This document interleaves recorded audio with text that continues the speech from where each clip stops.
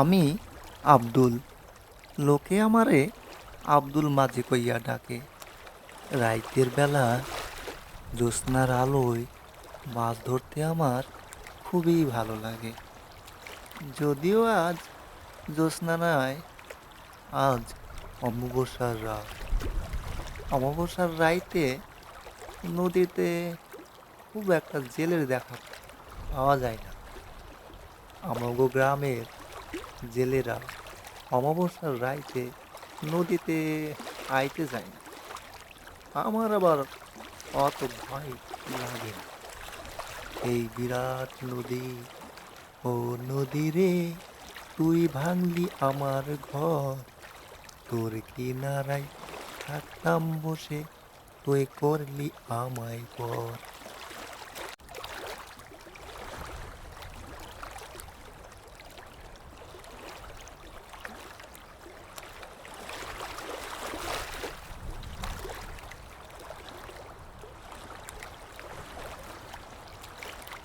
এ কি, এই আমি কি দেখতেছি? জালে এত মাছ আইলো! আমি আনন্দিত হইয়া নৌকা লইয়া আর একটু সামনে আগাইয়া গেলাম।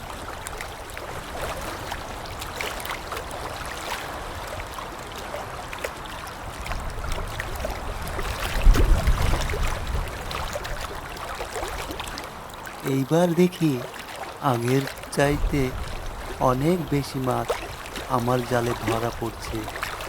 আমার খুশির আর কোনো অন্ত রইল না। আমি মনে মনে ভাবলাম, এতদিনে সৃষ্টিকর্তা আমার দিকে মুখ তুলে তাকাইছে। পরিবারের মানুষগুলোর স্বাদ আহ্লাদ পূরণ করতে পারি না। শেষ কবে মাংস দিয়ে ভাত খাইছি ভুলিয়া গেছি। আমি এই সব ভাবতে ভাবতে নাও লইয়া আর একটু সামনে গেলাম।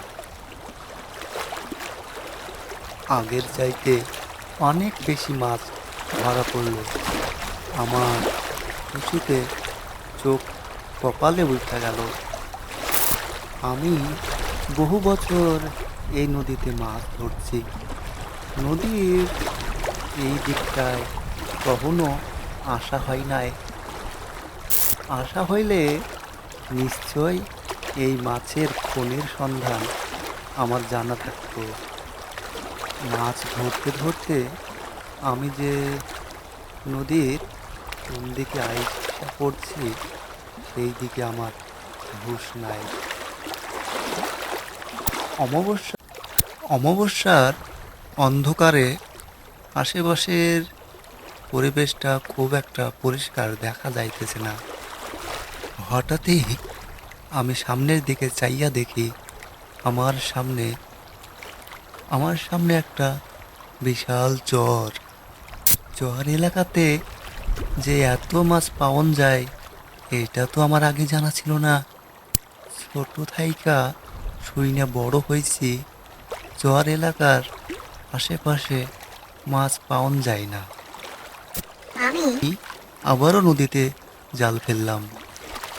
এইবার আমার জালে আগের তুলনায় অনেক বেশি মাছ উঠছে। মাছের নেশায় আমি আকৃষ্ট হয়ে গেছি। কোথায় থেকে যে এত মাছ আইছে সেদিকে আমার হুঁশ নাই। খুশিতে আমার মন টকবক টকবক করে লাফাইতাছে। হঠাৎই আমার কানে একটা আর্তনাদ, কান্নার চিৎকার শুনতে পাইলাম। বাঁচাও! বাঁচাও! বাঁচাও! বাঁচাও! ভয়ে আমার বুকের ভিতরে কেমন একটা মুচড় দিয়ে উঠল। এই নির্জন অন্ধকার রাইতে কে এমনভাবে চিৎকার করতেছে? শুনছি রাতের বেলায় নাকি নদীতে ডাকাতি হয়, কিন্তু আমার মনে হইল আওয়াজটা চরের ভেতর থেকে আইতাছে। বাঁচাও! বাঁচাও! বাঁচাও! বাঁচাও! পরিষ্কার বুঝতে পারছি আওয়াজটা চরের ভেতর থেকেই আইতাছে, কিন্তু এই চরের পরিবেশ দেইখা তো মনে হয় না এই চরে কোনো মানুষজন বাস করে। তাহলে চিৎকার কে করছে? আমি বুঝে উঠতে পারতেছিলাম না যে আমার এখন কি করা উচিত। নৌকা থাইকা চরে নামার সাহস পাইতেছিলাম না। আবার নৌকা লইয়া এখান থেকে পালিয়ে যাওয়ার মতো কাপুরুষ আমি না। আমি বুঝে উঠার আগেই চিৎকারটা আবার শুনতে পাইলাম। বাঁচাও, বাঁচাও, বাঁচাও, বাঁচাও। আমি আর চুপ করে নৌকায় বসে থাকতে পারলাম না। হয়তো জ্বরের মধ্যে কোনো মানুষ বিপদে পড়েছে, আমার তাকে সাহায্য করা উচিত। তাই আমি নৌকা থেকে চরের দিকে নেমে গেলাম। যদিও আমার একটু ভয় করছিল, তবুও দুই পা করে চরের দিকে হাঁটতে লাগলাম। কিন্তু আমি আশেপাশে কিছুই দেখতে পাচ্ছি না। আমি অবাক হয়ে গেলাম। তাহলে এতক্ষণ এত চিৎকার তাহলে করলো কে? আমি কি ভুল শুনলাম? তখনই আমার একটু দূরে চোখ গেল। আমি দেখলাম চুল ছেড়ে দেওয়া একটা মেয়ে উবুর করে কিছু একটা খাচ্ছে খাচ্ছে এইবার নির্জন চরে একা একটা মেয়ে দেখে একটু ভয় পাচ্ছিলাম। তারপরেও মনে একটু সাহস নিয়ে মেয়েটার দিকে এগিয়ে গেলাম। কৌতূহলী হইয়া আমি তারে বললাম, এই যে শুনছেন, আপনি এই একা একা এই নির্জন চরে কি করছেন? মেয়েটা যখনই আমার দিকে মুখ তুলে তাকালো, তখন আমি আর কোনো কথা বলার শক্তি পেলাম না। আমি ভয়ে চিৎকার করতে চাচ্ছিলাম, কিন্তু আমার গলা দিয়ে কোনো আওয়াজ বেরোচ্ছিল না। আমি দেখলাম মেয়েটার দুই চোখ লাইটের মতো জ্বলছে। মেয়েটার মুখ দিয়ে রক্ত গড়ে গড়ে পড়ছে।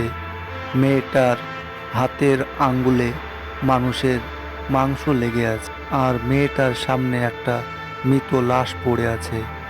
মেয়েটা সেই লাশের বুক ছিঁড়ে হৃৎপিণ্ড খাচ্ছে। আমার আর বুঝতে বাকি রইল না যে এইটা মানুষ নয়, এটা একটা পেট আত্মা। আমার দিকে পেট আত্মাটা ভয়ানক দৃষ্টিতে তাকিয়ে মনে হচ্ছিল যে এখনই আমাকে ধরে আমার বুক ছিঁড়ে ভয়ে আমার হাত পা থরথর করে কাঁপছে। আমি আর এক মুহূর্ত সেখানে দাঁড়িয়ে থাকতে পারলাম না। আমি জোরে একটা দৌড় দিলাম। আমার পেছন পেছন সেই প্রেত আত্মাটাও আমাকে ধাওয়া করছে। এই দাঁড়া, দাঁড়া বলছে। আজ তোকে আমার হাত থেকে কেউ বাঁচাতে পারবে না। দাঁড়া! প্রেত আত্মার এমন ভয়ানক সুরে আমি দৌড়ানোর সাহস পাইতেছিলাম না। আমার প্রচণ্ড ভয় করছিল, কিন্তু প্রাণের মায়ায় না থেমে শুধু দৌড়াইতে দৌড়াইতে আমি পথঘাটের কোনো কুল কিনারা খুঁজে পাচ্ছিলাম না। দৌড়াইতে দৌড়াইতে চরের মাঝখানে আমি একটা ছোট্ট কুঠির দেখতে পাই। আমি দৌড়াইয়া কুঠির কাছে যাই। হ্যালো, কেউ আছো? দয়া করে দয়া করে দরজা খোলো, আমার খুব বিপদ। উম, আমাকে আমাকে একটু বাঁচান, একটু দয়া করে দরজাটা খুলেন। কে কে দরজা ধাক্কায়?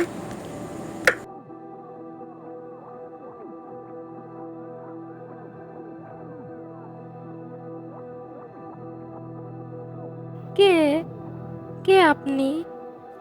আমার ঘরে এভাবে প্রবেশ করলেন কেন? আর দরজাই বা বন্ধ করলেন কেন? আমি হাঁপাচ্ছিলাম, আমার গলা দিয়ে কোনো আওয়াজ বেরোচ্ছিল না। আমি তাকিয়ে দেখলাম আমার সামনে একটা নতুন বউ দাঁড়িয়ে আছে, গা ভর্তি গহনা, সোনার গহনা। দেখে মনে হইতাছে আজই বিয়ে হয়েছে। কিন্তু ঘরের ভেতরে প্রবেশ করে আমি আর কাউকে দেখতে পেলাম না, এমনকি বউটার স্বামীটারেও না। আমারে চুপ করে দাঁড়িয়ে থাকতে দেখে বউটা বিরক্তি সুরে আমার কইল, কি হলো? আমার কথার উত্তর দিচ্ছেন না কেন? আমি আব্দুল নদী থেকে মাছ ধরি। মাছ ধরতে ধরতে এই চরের কাছে এসে পড়েছিলাম। হঠাৎই কোনো মানুষের চিৎকার শুনে নৌকা থেকে নামে আশেপাশে খুঁজতেছিলাম। তখনই দেখলাম একটা পেট আত্মা মানুষের বুক ছিঁড়ে হৃৎপিণ্ড খাইছে, আর আমারে ধাওয়া করলো। তাই আমি দৌড়াইতে দৌড়াইতে আপনার কুটিরে আশ্রয় লইছি। আমায় আমারে এক গ্লাস পানি দিবেন? বউটা আমার কথার কোনো উত্তর না দিয়ে পানি আনতে চলে যায়। একটু পরেই বউটা এক গ্লাস পানি নিয়ে আমার কাছে আসলো। ওই পানিটা আমার দিকে আগিয়ে দিল। আমি পানির গ্লাস হাতে নিতে নিতে বউটার মুখের দিকে তাকায়া রইলাম। সত্যিই বউটার মুখখানা দেখে অনেক নিষ্পাপ মনে হয়। কিন্তু এই নির্জন চরে বউটা একা একা এখানে কি করে? আমি যখনই পানি মুখে দিতে যাব তখনই দেখি গ্লাসের ভিতরে পানি না, লাল রক্ত। ভয়ে আমার পায়ের নিচ থেকে মাটি সরে গেল। আমি আমার হাত থেকে গ্লাসটা ফেলে দিলাম। ভয়ে চিৎকার করে উঠলাম, "এ!" তুই কি ভেবেছিলি তোর জন্য পানি নিয়ে আসবো? আমি বউটার দিকে তাকিয়ে দেখলাম এটা কোনো নতুন বউ নয়, এটা ওই পেট আত্মা আমি একটু আগে যারে মানুষের বুক ছিঁড়ে হৃৎপিণ্ড খেতে দেখেছি। ভয়ে আমার হাঁটু কাঁপছে। কে তুমি? কেডা? আমার কাছে কি চাও? আমার সাথে এমন করছে কেন তুমি? কারণ তোদের আমি বাঁচতে দেব না। তোদের মতো জেলেদের জন্যই আজ আমার এই অবস্থা। সেদিন অনেক অনেক ধুমধাম করে আমার বিয়ে হয়েছিল। বিয়ের পরে স্বামী, শ্বশুর আর বরযাত্রীরা আমাকে ধুমধাম করে নৌকায় করে শ্বশুর বাড়ি নিয়ে যাচ্ছিল। গা ভর্তি সোনার গয়না পরে আমি শ্বশুর বাড়ি যাইতেছিলাম। আমার দু চোখ ভরা অনেক স্বপ্ন ছিল। হঠাৎ নদীতে ঝড় আসলো। আমাদের নৌকায় মানুষ বেশি ছিল। নৌকা ব্যালেন্স করতে না পাইয়া ডুবে গেল। আমাদের পাশ কাটিয়ে জেলেদের নৌকা যাচ্ছিল। আমরা বাঁচাও বাঁচাও করে অনেক চিৎকার করলাম, কিন্তু কেউ আমাকে বাঁচানোর জন্য এগিয়ে আসে। আমাদের আর্তনাদ কেউই শুনল। পরের দিন আমার স্বামী, শ্বশুর আর আমার লাশ এই চরে ভাসাইয়ে আমাদের লাশে কোনো শেষ কার্য করা হইল না। আমাদের লাশ এই চরে পড়ে রইল। এক সময় যে গলে মাটির সঙ্গে মিশে গেল।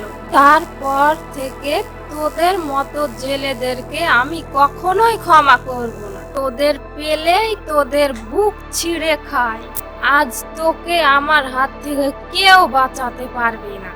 বলে পেট আত্মাটা আমার দিকে এগিয়ে আসতে থাকলো। আমি আমার গায়ের সব শক্তি দিয়ে দৌড় দিলাম, আর পেট আত্মাটা ভয়ানক সুরে আমাকে ডাকতে ডাকতে আমার পিছে পিছে ধাওয়া করতে লাগলো।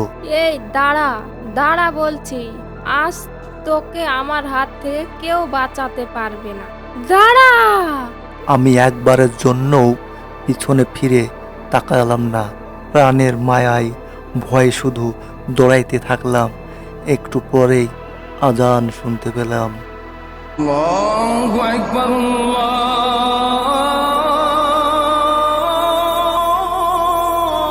আল্লাহু আকবার। দুপুরের কড়া রোদের তাপে আমি জ্ঞান ফিরে পাই। আমি দেখলাম আমি নদীর তীরের চরে পড়ে আছি, আর আমার সামনে আমার নৌকাটা পড়ে আছে। চরটা পুরোপুরি ফাঁকা, চরের কোথাও কোনো কুঠির দেখতে পাচ্ছি না। আমি নৌকায় তাকিয়ে দেখলাম আমার নৌকায় কোনো মাছ নাই। আমি তাড়াহুড়ো করে নৌকায় উঠলাম আর জোরে জোরে বইতে লাগলাম। তারপর থেকে আমি আর কোনোদিন রাতের বেলায় মাছ ধরতে যাই